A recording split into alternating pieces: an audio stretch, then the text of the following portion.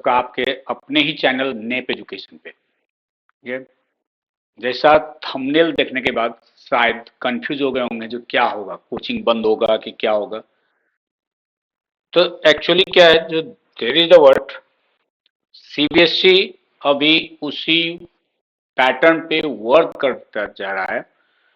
इस वो इस टाइप के अनाउंसमेंट लोग कर रहे हैं जिससे बच्चे को बहुत ही ज्यादा जो अभी को का कोचिंग का जो करेज है, इस ईच एंड एवरीथिंग बोल के उसमें लग रहे हैं। बहुत ज्यादा पेरेंट्स का इकोनॉमिक लोड बढ़ रहा है, एक्सपेंस बढ़ रहा है, उसको कैसे कम किया जाए, बच्चे को भी बर्डन कम हो, साथ में इकोनॉमिक लोड भी कम हो। अभी हाल फिलहाल सीबीएसई अनाउंस किया है। एक तो ऑलरेडी हम लोग देखे हैं, जैसे क्या देखें, जो सिलेबस जो पहले था और आज के डेट में जो सिलेबस है उसमें कटअप किया गया, यानी छोटा किया गया।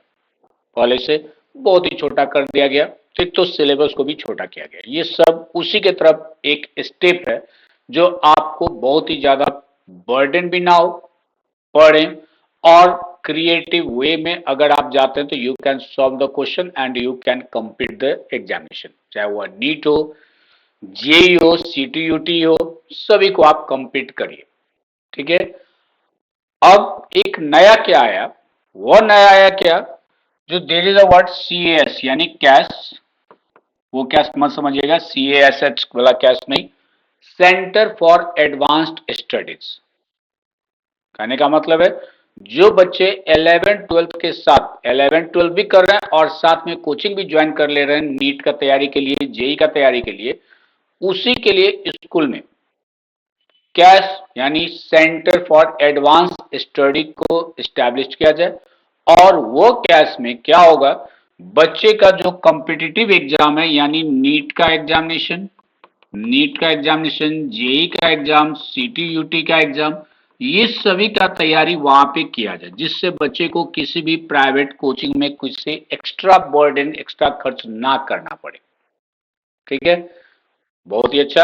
अगर ये चले तो सबके लिए अच्छा है। जो अगर इकोनॉमिक लोड नहीं बढ़ता है पेरेंट्स पे तो ऑटोमेटिकली बहुत ही अच्छा हो जाता है ये, राइट।